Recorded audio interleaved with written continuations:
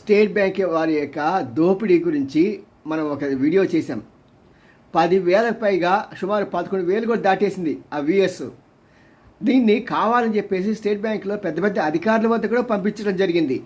ఆయన నిమ్మకు నీరెత్తి కూర్చున్నారు. ఒక చిన్న సేవ చేయటానికి అలా చచ్చిపోతున్నారు. దేనికో అర్థం కావట్లా స్టాఫ్ కానీ అధికారులు కానీ. ఆ స్టేట్మెంట్ని మెయిల్లో పెడితే వాళ్ళకి ఎంత టైం పడుతుంది?